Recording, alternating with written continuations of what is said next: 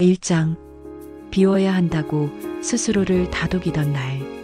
아들을 결혼식장에 세워두고 나는 비로소 한숨을 내쉬었다. 이제 됐다. 이 아이 인생은 이제 내 손을 떠났구나. 하얀 드레스 속 며느리가 내 아들을 향해 웃고 있었다. 민수는 세상 다 가진 사람처럼 행복해 보였다.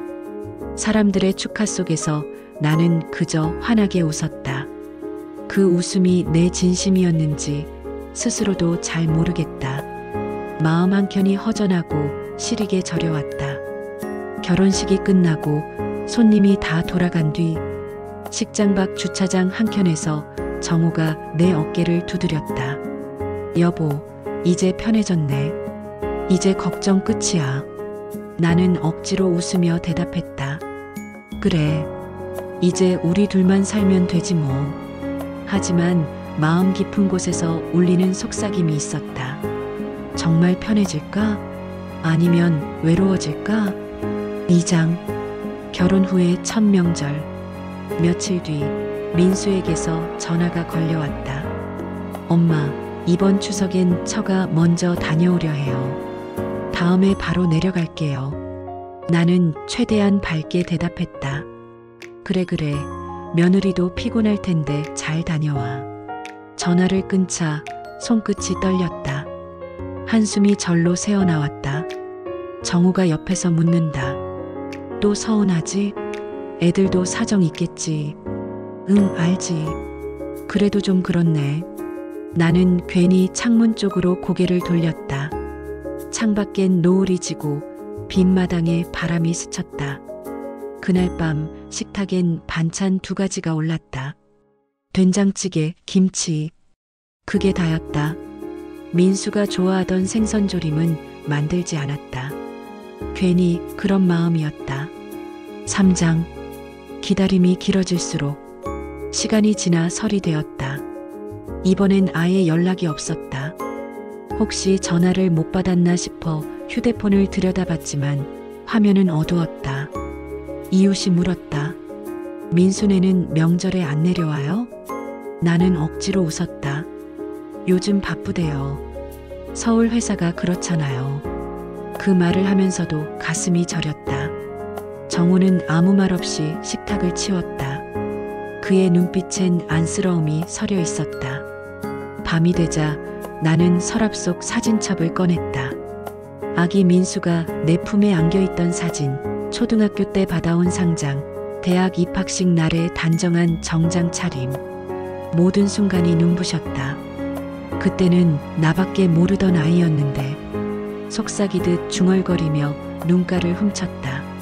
4장. 손녀의 생일. 손녀의 돌잔치가 있다는 소식을 이웃에게서 전해 들었다. 아들한테 직접 들은 건 아니었다. 가슴이 철렁 내려앉았다. 나는 하루 종일 며느리에게 전화를 걸까 말까 망설였다. 하지만 결국 눌리지 않았다. 그저 마음속으로 축하를 전했다. 그날 밤 정우가 말했다. 전화 한번 해보지 그래. 됐어. 부담될까봐. 정우는 고개를 끄덕였다. 둘 다 말이 없었다. TV 소리만 거실을 채웠고 그 속에서 나는 손녀의 웃음소리를 상상했다. 내 목소리를 한 번쯤 기억할까? 할머니가 있다는 걸 알기나 할까? 5장. 병원의 하얀 불빛 아래. 며칠 뒤 나는 갑자기 숨이 가빠져 병원으로 실려갔다. 의사는 과로와 스트레스가 겹쳤다고 말했다. 나는 웃으며 말했다. 과로할 일이 뭐가 있다고요? 하지만 마음이 아픈 건 어쩔 수 없었다. 병실에서 창밖을 보며 중얼거렸다. 이 나이 되니 아플 때가 제일 서럽네. 간호사가 꽃을 건넸다. 아드님이 보내셨어요. 나는 놀라서 꽃을 받았다. 작은 카드 한 장이 붙어 있었다. 엄마, 미안해요. 짧은 한 줄이었지만 그 안에 담긴 마음을 느낄 수 있었다. 눈물이 고였다. 그래도 이 한마디가 고맙네. 나는 조용히 미소를 지었다. 6장. 혼자서 만드는 밥상. 퇴원하고 집으로 돌아온 날 나는 부엌에 서서 반찬을 만들었다. 아들이 좋아하던 멸치볶음, 장조림, 깍두기. 손이 느려져 오래 걸렸지만 정성만큼은 예전 그대로였다. 작은 상자에 반찬들을 담았다. 그리고 편지 한 장을 써넣었다. 민수야, 내가 행복하면 그걸로 됐다. 엄마는 그걸로 충분하다. 나는 택배 상자를 꼭 끌어안았다. 그리고 다시 내려놓았다. 이제 내 마음도 보내는 거지. 7장. 편지를 받은 아들. 며칠 뒤 서울의 밤. 민수는 집 거실 한켠에서 상자를 열었다. 김치 냄새, 된장 냄새가 퍼졌다. 편지를 읽는 그의 손이 떨렸다. 눈물이 후두둑 떨어졌다. 아내 서연이 다가왔다. 무슨 일이야? 민수는 고개를 숙인 채 말했다. 엄마가 또 반찬을 보냈어. 서연은 조용히 그의 어깨를 감쌌다. 전화 한번 드려. 너무 오래 기다리셨을 거야. 민수는 아무 말 없이 휴대폰을 들었다가 내려놓았다. 목이 메어 말이 나오지 않았다.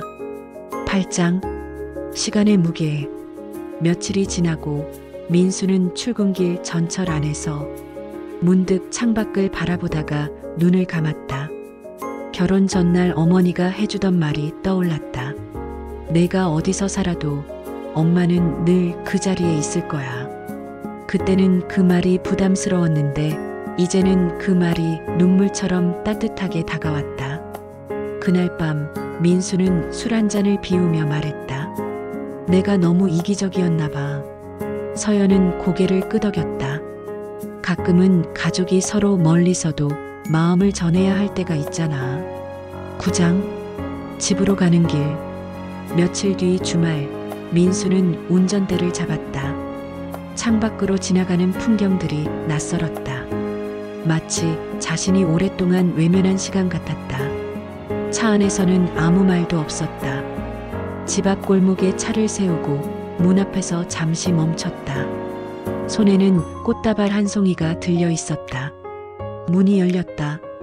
어머니가 서 있었다. 왔네. 정순의 목소리가 떨렸다. 민수는 그 자리에 서서 울먹였다. 엄마 미안해요. 정수는 눈가에 눈물이 고였지만 조용히 미소 지었다. 됐어. 이제 왔으니 밥 먹자. 10장. 다시 함께하는 밥상. 된장국 냄새가 부엌 가득 퍼졌다. 손녀 하나가 웃으며 달려왔다. 정수는 손녀를 꼭 안았다. 그 웃음소리가 마당을 가득 채웠다. 식탁에는 반찬이 차려져 있었다. 정우가 숟가락을 놓으며 말했다. 이 맛이야. 집밥 냄새가 그리웠지. 민수는 조용히 밥을 먹으며 눈시울을 훔쳤다. 정수는 아무 말도 하지 않았다. 그저 아들의 옆모습을 바라보며 미소 지었다. 11장. 저녁 노을 속의 고백. 식사가 끝난 뒤 정수는 마당으로 나왔다. 노을빛이 붉게 물들고 있었다. 그녀는 작은 목소리로 말했다. 가족은 참 멀리 있어도 마음은 가까이 있구나. 민수가 뒤따라 나와 어깨를 감쌌다. 엄마, 이제 자주 올게요. 정수는 고개를 끄덕였다. 그 약속 꼭 지켜라. 하늘에 구름이 붉게 물들었다. 12장. 사랑은 남는다. 며칠 뒤 손녀 하나가 전화를 걸어왔다. 할머니, 우리 다음 주에도 놀러 가도 돼요? 정수는 웃었다. 그럼 언제든지 오렴. 전화를 끊고 그녀는 하늘을 바라봤다. 살아온 세월 동안 참 많은 걸 잃고 얻었다. 자식에게 기대지 않고도 마음을 채울 수 있다는 걸 이제야 알았다. 창밖으로 저녁 바람이 불었다. 그녀는 미소 지으며 속삭였다. 부모의 사랑은 멀리 있어도 따뜻하구나. 그날 밤 식탁 위엔 여전히 된장국 냄새가 남아 있었다. 그리고 그 집엔 다시 웃음이 돌아왔다. 에필로그. 누군가는 말한다. 자식을 결혼시키면 인생의 반은 끝이라고. 하지만 나는 안다. 그건 끝이 아니라 조용히 다시 시작하는 사랑의 형태라는 걸.